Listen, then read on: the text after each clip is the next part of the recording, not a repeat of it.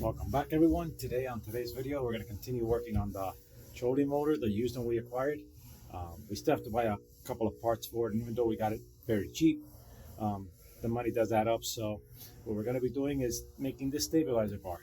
You can see it's here. It's really convenient and very inexpensive. All you're going to need is a Bimini top hinge, a Bimini top end plug, and a piece of PVC tubing, and a T.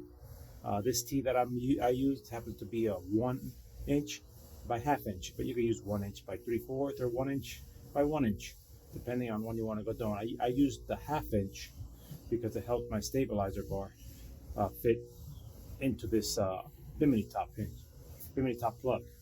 Sorry. So basically, the idea of this one is that you can hold it down when the motor is deployed, and it just stays there on the side and doesn't bother. When you're ready to put it back, you bring it here, and we're probably going to get some type of bungee to grab it here. So basically, if you were to buy all the parts, it still comes at around $15, practically less than $20. If you buy a stabilizer bar, the actual one, it's close to $50 off from the ones I saw online. So I only needed the T. I had all these spare parts, so it cost me about $2. So I saved a lot on it.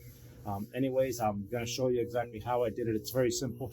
Anyone can do it, and so far it looks like it's going to do its function, so hopefully that's the way it tests out when I take it out of the ocean. Anyway, let's get started. Okay, basically we're going to mount our T-top hinge here on the side. I can't mount it here because I have very limited space here, so what we're going to do is mount it here. Then the bar will come all straight up like that from there. Now, first thing we're going to do is more or less get a measurement of how many inches we need.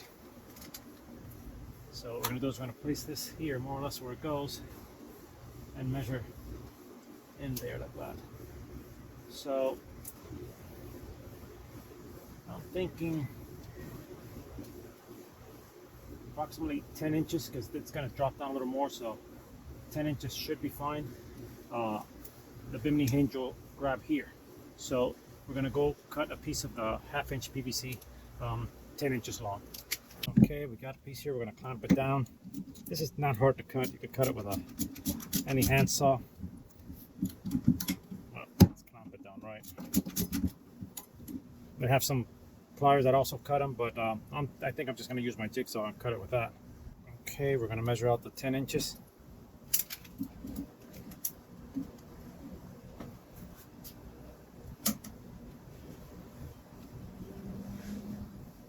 Give it about 10.5 just to be safe.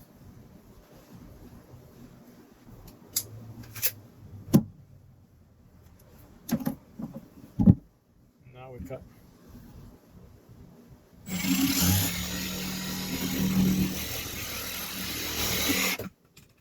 Alright. Okay, we got our 10-inch piece cut. Should be a little longer, probably 10 1/4, something like that. Yeah, a little longer than 10 1/4, but there it is. Now, this is the part that's going to go here, and this part's going to go here. Now, we're going to mark half of this already. Get it with the marker and cut it. I'm going to see if I have a handsaw to cut it with. If not, I'll probably get my Sawzall and do it with that. But let's first mark the center.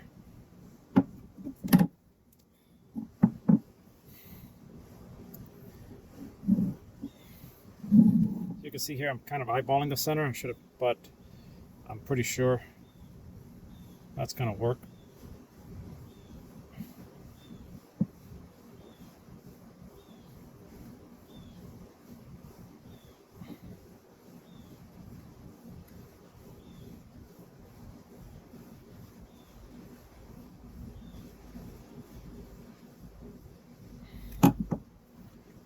Now we're going to mark the line.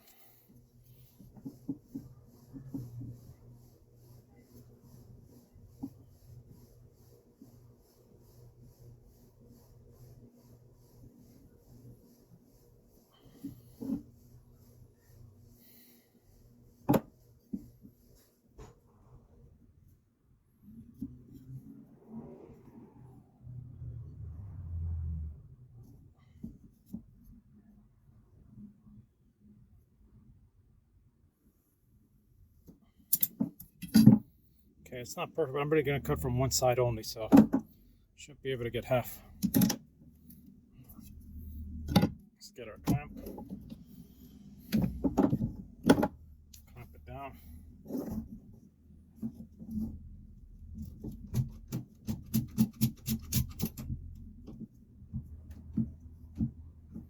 And as I mentioned, I'm going to use my saw. I use this for everything.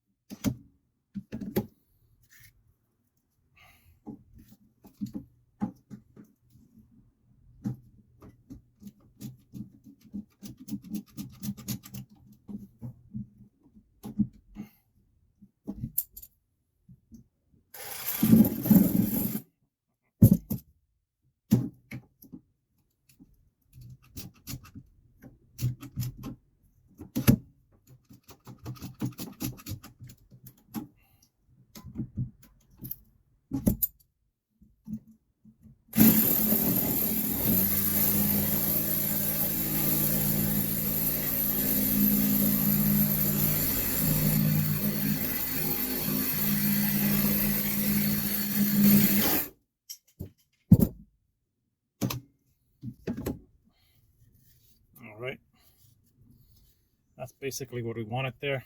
I'll probably get some type of rubber insert to put there, avoid the vibration, but for now that's perfect. Now what we're gonna do is put some tape on this section that we want this part in, so we could practically have it built already here. Take it over there, and then with the marker, just mark where holes are gonna be on the side of our boat. So let's start with our electrical tape.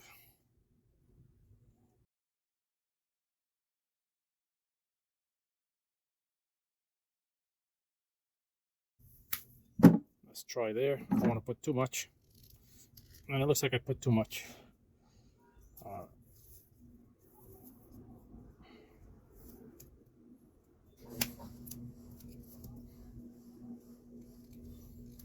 Again, too much. Yeah, when you do it, make sure just put a thin layer and check. Like that, you don't waste all this extra tape that obviously I'm not going to use now. I think we could go one more. I really needed a lot less than I thought.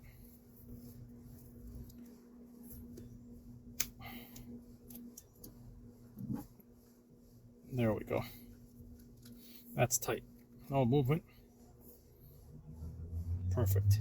Now, we're going to go ahead and tighten it here already. If you don't have this, or you have a used one at the time, you could just drill a hole, put a rivet or a screw in. Just don't want it turning around on you. There we go. We're going to remove this screw here. We're going to already have this in there. Now, since there's not a metal one, this should be able to close and grab it tight. But if it didn't, you could always put a small washer in between. You don't want it too tight, but you don't want it too loose either. You want it to hold the trolling motor shaft in place and not have it bouncing around.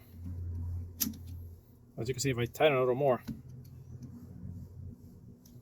it's already on there and it doesn't go around. It's tight. It actually stays up or down. And this is going to be our top section. I forgot to mention you're going to need some type of glue, but you really aren't. If you want, you could just drill a hole and put a little screw there, or just get any glue. It doesn't have to be the PVC one, any glue you have. Once it sets in there, since it goes in so tight, it'll be perfect. Okay, let's go back on the boat and check.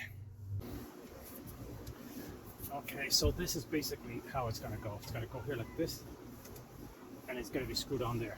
There, the motor won't be able to move. Here you can see it's a little tighter because it's about 1 1/4. So I don't really mind, because I want to put the bungee in when it brings it down tight. In time, this will open up. If not, you could get the heat gun or your torch and open this a little. But since I'm going to put some rubber in there for the bouncing around, it doesn't bother me at all. And the idea would be that when you're not using it, this would just fold down like that, and it would stay out of the way. So let's just mark exactly where we want it, mark the holes. Also, you want to mark this here, the position of this. So when you glue it in the right position. Once that glue sets in, depending on the glue you use, it's a problem. So that's why we did 2 marks and 1 mark, so we know exactly where it goes. I'm gonna end up painting all this anyway black. So but basically, let's check now where we're gonna put it. I think the closer to the head, like right here, would be great. So we're gonna do it there. Just simply gonna go like this. Mark that top one. Once you have that top one, you just go like this. Mark the bottom one. And there we go. We got it ready. I'm going to be using self-tapping stainless steel screws, which later on I'm going to take out and put 5200. You definitely don't want no water to go into your hole. You want to make sure you put some 5200 here also, because this is going to have movement resistance. So these are just short screws. I'm probably going to put longer and a little thicker gauge, but for now we're going to put this just to get it on there.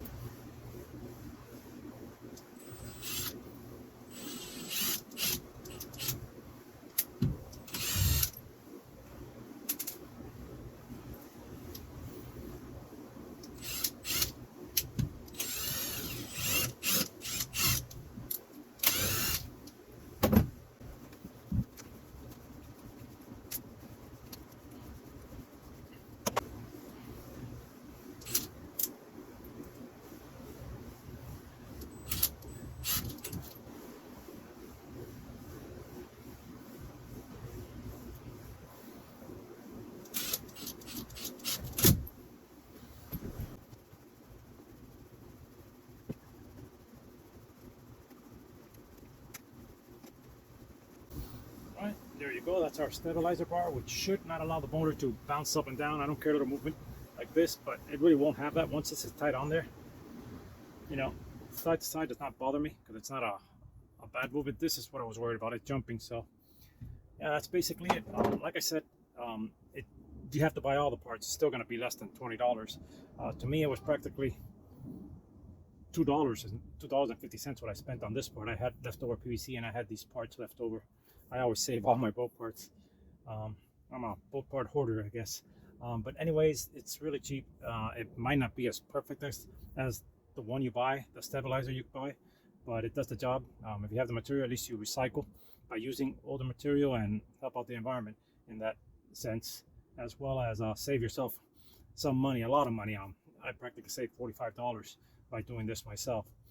And again, if you're happy the way it came out and it does this job, that's really all that matters. Before I go, I forgot to tell you, I still have to glue this. I still have to put the 5200, and I still have to find a bungee that I'm going to put around here to grab it. But I'll show you that as I finish building the trolling motor in other videos.